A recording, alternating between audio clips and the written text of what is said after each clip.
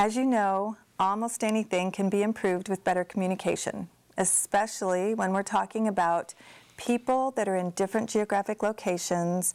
They have varying professional backgrounds and experiences and priorities, because after all, you know, the BLM is a federal agency with a multiple use mission, and most contractors that we're working with, they work for several clients at the same time, each client with their own mission.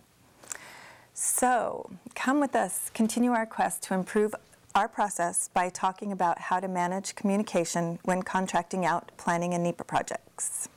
And of course, although, as I've said, we're focused on planning and NEPA, you can use these tips for managing any kind of contract. Molly? Today we're going to focus on two facets of project communication on contracted projects. The first, facilitating efficient communication within your project team, and then the second, managing communication in third-party contracts to minimize or eliminate undue influence by the proponent or special interests. Now, when working with a contractor, it's critical that you and your team define how communication will occur throughout your project. Crafting that definition of project communication is specific to the type of project you're working on and the level of complexity or controversy involved. For our purposes today, communication refers to all forms of project correspondence between all parties involved. This includes, but isn't limited to, telephone calls, conference calls, emails, meetings, letters, data delivery, and the general flow of information between you as the project lead, the contractor, the contracting officer, the project proponent, if there is one, your local team, your local internal BLM team, any external agencies, and any cooperating agencies that you may have. As we discussed in Broadcast 1, the development of effective memorandums of understanding is a solid starting point for defining and managing your project communications. In all cases, from simple and straightforward to the most highly complex project, the purpose of defining how communication will occur is to facilitate efficient, timely, and appropriate communication between all parties involved with your project. Before we dive in, I'd like to stress two principles that apply to all project communications, regardless of just how simple or complicated your project may be. First, project communication should always be professional, ethical, and above board. In every email, on every phone call, or in every water cooler or hallway conversation, we really need to be cognizant to be above board and on the record as we communicate about our projects. Unprofessional emails, personal notes in margins or field journals will inevitably find their way into the public record. And if you wouldn't be comfortable with your notes or comments being read in a staff meeting or even seeing them in the newspaper, you might not want to put them in writing. Keep in mind, however, that there are also times when it might be best to hash out things verbally, face-to-face, before committing it to writing. For example, project strategy discussions or discussions on politically sensitive topics. The second key principle is that communication records, such as meeting notes, call logs, and letters, are essential records for the file and must be meticulously maintained. Let's look at a couple of ways of defining communications on a direct contract. For example, on an RMP contract or a simple EA contract. The easiest means of directing communications would be to establish one point of contact for the agency and one point of contact for the contractor. Each of those individuals would then be responsible for disseminating information to the responsible parties throughout the life of the project. One advantage of the single point of contact method is that it limits potential for conflicting information or direction. However, one obvious disadvantage of this is that it can be inefficient. During periods of high activity on a project, those single points of contact can often become inundated with project correspondence, which can ultimately lead to a juggernaut in the process. Another means of managing communication on contracted projects would be to have individual agency specialists coordinate directly with their contractor counterparts. The advantage of this method is that it allows numerous facets of the project to advance simultaneously. However, one obvious disadvantage to this approach is that it can be difficult from a record-keeping standpoint, and it also runs the risk of certain facets of the project maybe going down a rabbit trail if clear or central direction is lacking. So a hybrid of these methods would be to identify on both ends, within the BLM and on the contractor's end, a project lead and an assistant lead to be carbon copied on all project communications. And although this can be cumbersome, particularly from an email management standpoint, it is an effective means of circumventing the two disadvantages we just discussed. Additionally, there may be phases of the project that are more conducive to having multiple points of contact, for example, during the data collection or impact analysis phase, whereas other phases of the project, such as delivering feedback and comments during the BLM's review period, may be better scaled back to a single point of contact. The size of your team or the types of resource specialties involved may also help you frame your communication strategy. Socioeconomics and air quality are two key examples of resource areas that may be most conducive to direct communication between specialists because your core and the project manager may have limited technical expertise in these areas. However, in that case, the leads for the contractor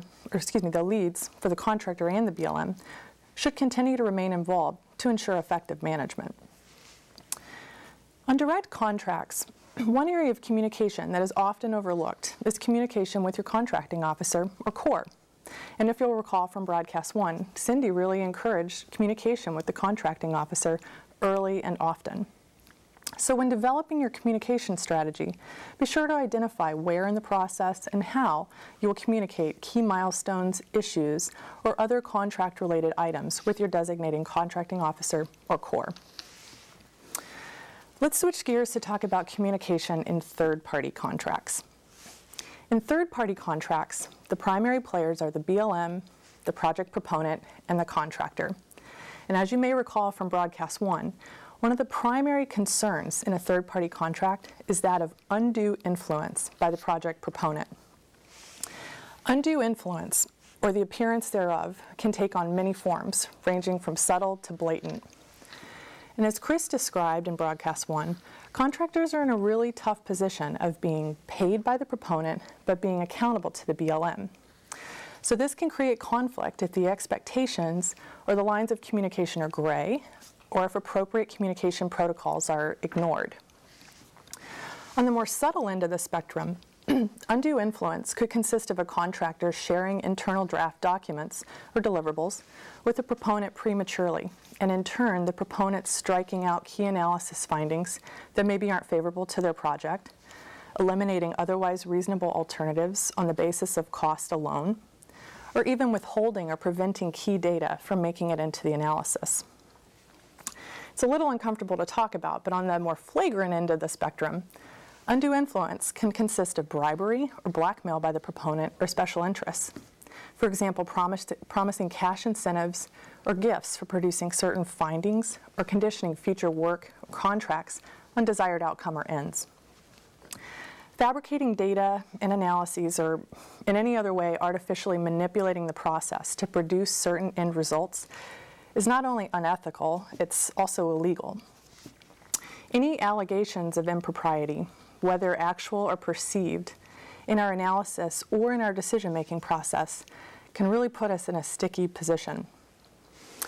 Communication protocols and comfort levels about communication on contracts varies widely from state to state. However, a conservative approach to managing communications on third-party contracts is to strictly limit direct communication between the project proponent and the contractor to those discussions regarding payment and budget only. Proponent-contractor communications that are not directly associated with budget or payment documents should be directed to the BLM. And conversely, the BLM should really have no involvement in proponent-contractor communication regarding those payments for contracted services. Of course, some proponent-contractor communication about the completion status of tasks or deliverables as it relates to payment invoicing is assumed. Particularly when working on a third-party EIS contract, it's important to distance the project proponent from the collection, evaluation, and analysis of data, references, and source material so as not to introduce bias into the process.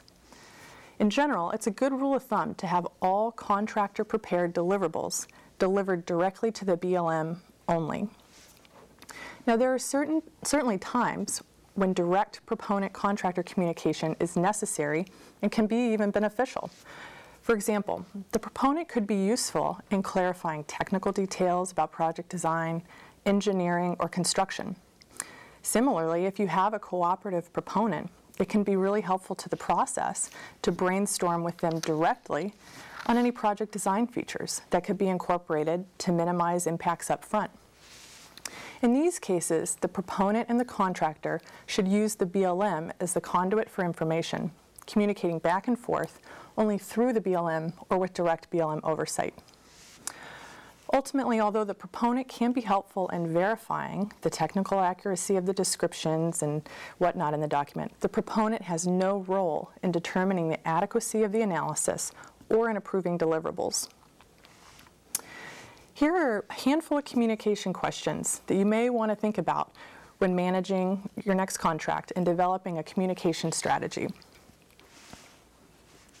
Who are the primary points of contact going to be? Who should be included on all correspondence? Will you have a regular or standing conference call or meeting? If it's a third-party contract, what proponent contractor communications are authorized and are not authorized? What BLM oversight is necessary on communications, and who will provide that oversight? How will products and deliverables be routed for review? And how will comments be routed back to the contractor? How will you track project progress? When and how will you communicate progress or issues with the contracting officer or core? How will critical correspondence be logged and filed for the record? Who will handle media or congressional inquiries? How about questions from other BLM offices or other contractors engaged in related projects? Will the contractor be required to work through the BLM to make contact with subject matter experts outside of BLM, for example, state agencies? How will you communicate with your cooperating agencies? So Molly, let's say that the interdisciplinary team and the project manager uses all these questions they answer the questions to inform their communication strategy. How would you recommend that they document these?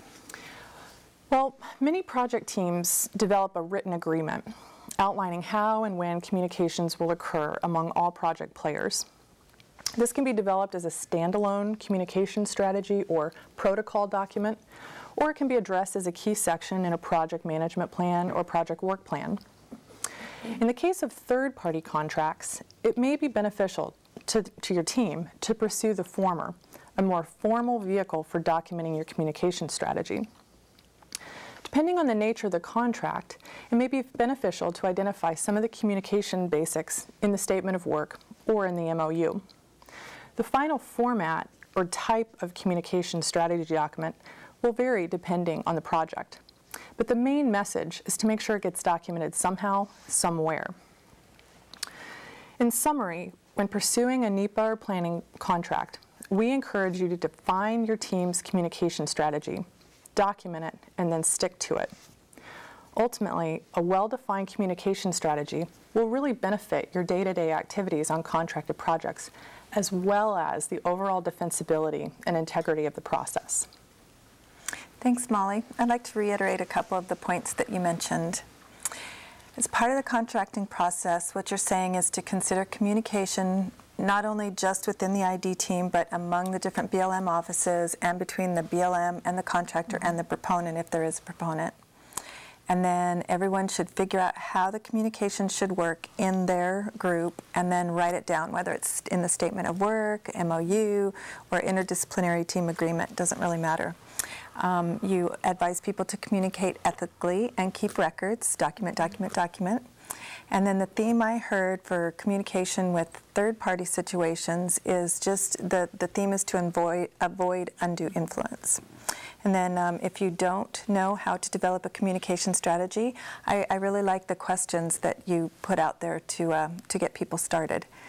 And then, as we've said several times, and you'll hear us say it again, document everything.